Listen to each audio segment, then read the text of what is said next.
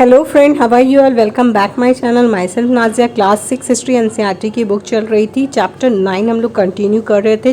Chapter 9 का part 4 video है ये। सो स्टार्ट करते हैं। सो नेक्स्ट है भक्ति। Comes from the Sanskrit term भाज, मीनिंग टू डिवाइड और शेयर। भक्ति जो वर्ड है वो संस्कृत टर्म से लिया गया है भाज, जिसका मतलब होता है डिवाइड और share. This suggest as intimate two way relationship between the deity and the devotee. ये इंटीमेट दो तरीके का रिलेशनशिप है। एक डीटी जो पूजा करता है और जो हम जिसकी पूजा करते हैं उसके दरमियान का ये रिलेशन होता है। भक्ति इज डायरेक्टेड टुवर्ड भगवत। भक्ति जो डायरेक्ट भगवत गीता से टुवर्ड्स किया गया डायरेक्ट है। Which is often translated as god, और जिसका मतलब होता है god, but also mean one who possesses and share bhaga. मतलब ये लिटरली गुड फॉर्चून और ब्लेस। मतलब अगर हम किसी को मान रहे हैं, किसी के शरण में है, किसी की पूजा कर रहे हैं और अपने पूरे दिल से कर रहे हैं, तो इसका माया जाता है कि अगर हम उसको पूरी तौर पर अगर मान लेते हैं, ठीक है, तो वो क्या करते हैं, अपना गुड लक को, अपनी अच्छी चीजों को, अपने फॉर्चून, अपने ब्लेसेस को वो क्या करते हैं, अपने मानने वालों के साथ शेयर करते हैं। ठीक है, this devotee known as the bhakta और the bhagavata share his her chosen deity bhaga. तो इस तरीके से भक्ति में हम लोगों को बताया गया। नेक्स्ट है पोएम बाय अ भक्ता। भक्ता के जरिए एक पोएम है, उसे देख लेते हैं। Most Bhakti literature tell us that riches, learning and high status do not automatically ensure close relationship with the deity। देखिए, भक्ति का जो लिटरेचर है वो हमें ये बताता है कि अमीर हो या पढ़े लिखे हो या हाई क्लास रखने वाले लोग हो, वो लोग ये लोग सिर्फ क्लोज रिलेशनशिप नहीं मिल सकता इनको। मतलब किसी गॉड से आपका अपना कनेक्शन बनाने के लिए ये सारी चीजों का होना जरूरी नहीं है। आपको अमीर होना या हाई क्लास स्टैंडर्ड में या पढ़े लिखे होने की जरूरत नहीं है। This is a part of a poem compose in Tamil by Appar. ये पोएम को कंपोज किया है तमिल में अपार के जरिया, जो एक शिवा का डिवोटी है, who lived about 1400 years ago, जो 1400 साल पहले रहता था।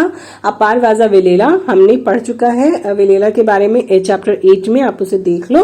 The leper with rotting limbs. Leper limbs का जो रॉटिंग कर रहा है। The man who is regarding as a low by the Brahmin even the scavenger. ये एक ऐसा आदमी था जिसको ब्राह्मण के जरिए उसको लो बताया जाता था, लो रिगार्ड किया जाता था। इवन द स्कैवेंजर मतलब जो गंदगी साफ करने वाला होता है वो। Even this man if they are servant, for example devotees. मतलब अगर मान लीजिए ये इंसान अगर इस चीज का डिवोटी हो जाता है, सर्वेंट किसकी, उसका डिवोटी होगा ये जो जिसने क्या किया है, गंगा को अपनी लंबी जटाओं में धारण कर रखा है। अगर उसके शेल्टर्स में, उसके पनाह में आ जाता है, वो उसका गुलाम बन जाता है, वो तो बन सकता है वो। I worship them they are gods to me. वो उसकी पूजा कर सकता है, ठीक है, क्योंकि वो उसके लिए गॉड है, वो उसे मानता है। तो इस तरीके से ये पोएम बताता है कि जो ये चीजें होती है ना, मानना है कि हम किसी को मान रहे हैं, मेरा विश्वास है, मेरा बिलीफ है, मेरा फेथ यकीन है, तो उसके लिए किसी सोशल स्टेटस वगैरह को जरूरी नहीं होता है, बल्कि एक सच्ची मन की आपकी जरूरत होती है कि आप एक फेथ के साथ उस चीज पर बिलीव कर रहे हो। So because the deities were special, क्योंकि ये डिटीज बहुत ज्यादा स्पेशल होते थे। This images of the deity were often place within special homes. तो इनकी तस्वीरें वगैरह भी स्पेशल घरों पे रखी जाती थी, घरों में भी रखी जाने लगी थी। Places that we describe as a temple, और ऐसी जगह जहां पर स्पेशल प्लेस से मुराद, देखिए घरों में तो रखते ही हैं, रखा भी जाने लगा था, लेकिन ऐसा प्लेसेस जिसको खास जगह है वो टेम्पल्स है। You will learn more about this temple in chapter 11, जिसे हम आर फर्दर चैप्टर 11 में पढ़ेंगे। Bhakti inspire some of the best expression in art. Bhakti ने क्या किया था, कला को बहुत ज्यादा इंस्पायर किया था, जैसे कि sculpture, poetry and architecture. Hindu, the word Hindu जो हिंदू वर्ड है, लाइक द टर्म इंडिया, जिस तरीके से इंडिया का टर्म जो डिराइव्ड हुआ है रिवर इंदस की, इंदस से, it was used by Arab and Iranians. इसको, इस वर्ड को, हिंदू वर्ड को अरब और ईरानियन लोग यूज करते थे। People who live in the two the east of the river, जो लोग ईस्ट की तरफ रहते थे, ईस्ट के रिवर की तरफ रहते थे, उनके कल्चर, प्रैक्टिस और उनके रिलीजियस बिलीफ की वजह से उन्हें इंडिया हिंदू वर्ड से डिनोट किया गया है। नेक्स्ट है elsewhere. About 2000 years ago Christianity emerge in west Asia. देखिए 2000 साल पहले क्रिश्चियनिटी क्या हुआ था, इमर्ज कर गई थी एशिया के साथ, वेस्ट एशिया के साथ। Jesus Christ was born in Bethlehem. Jesus Christ कहाँ पैदा हुए थे, बेथलेम में पैदा हुए थे, which was the part of the Roman Empire, जो एक रोमन एम्पायर का हिस्सा था। Christ teaching word that he was the saviour of the world. Christ का जो टीचिंग करने का तरीका था वो ये था कि वो सेवियर है ऑफ द वर्ल्ड का। He also taught people to treat other with love and trust other. वो उसने लोगों को ये भी सिखाया कि आप लोगों के साथ प्यार और विश्वास के साथ रहें। आप जिस तरीके से रहेंगे आपको वैसी चीजें ही मिलेगी। मतलब आप जिस तरीके से लोगों के साथ ट्रीट करोगे आपको भी वैसे ही ट्रीट किया जाएगा। Here are few verses from the Bible. यहाँ पे कुछ बाइबल के वर्ड दिए गए, आप उसे पढ़ लो। Christ's teaching appealed to ordinary people and spread through west Asia. Christ का जो टीचिंग का तरीका था ऑर्डिनरी पीपल को बहुत ज्यादा अपील हुआ था और ये बहुत तेजी से स्प्रेड हो गया था वेस्ट एशिया, अफ्रीका और यूरोप के हिस्सों में भी। The first Christian preachers came from West Asia to the west coast of the subcontinent within 100 years of Christ's death। देखिए जो फर्स्ट क्रिश्चियन प्रीचर्स थे वो west Asia, west coast of the subcontinent के through Christ के death के 100 साल के अंदर ही आए थे। आपको मैप 6 देखना है जो पेज नंबर 76 और 77 में, और आपको रूट को ट्रेस करना है जो यूज किया गया था। The Christians of Kerala known as Syrian Christians because they probably came from west Asia.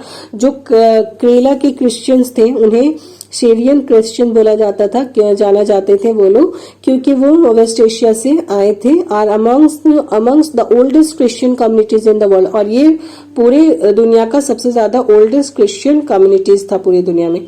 Imagine you have a manuscript which a Chinese pilgrim would like to carry back with him. आप imagine करो कि आपके पास manuscript है Chinese pilgrim का जिसे आप carry करना चाहते हो अपने साथ।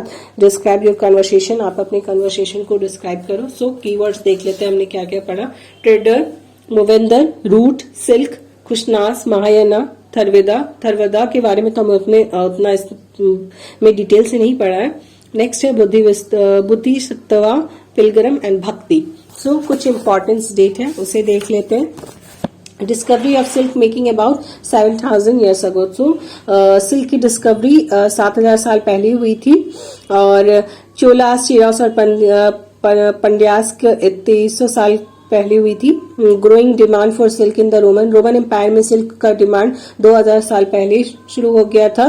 कनिष्का एंड कुषाण के रूलर 1900 साल पहले हुई थी। फाजियान इंडिया 1600 साल पहले आया था और ज़ुआनजैंग इंडिया आया था 1400 साल पहले। और फिर इसके बाद Appar compose devotional poem in praise of Shiva, Shiva पर जो पोएम वगैरह कंपोज किए गए थे वो भी 1400 साल पहले कंपोज किए गए थे। सो फ्रेंड, चैप्टर 9 कंप्लीट होता है आज। होप आपको मेरी बताई हुई चीजें समझ में आ रही होगी और ये आपके लिए यूजफुल होगा। अगर ये आपके लिए यूजफुल है, हेल्पफुल है और आपसे ये चीजें, आप इनसे चीजें समझ पा रहे हो तो प्लीज चैनल को सब्सक्राइब कर दें, लाइक कर दें, वीडियो को शेयर कर दें। Thank you.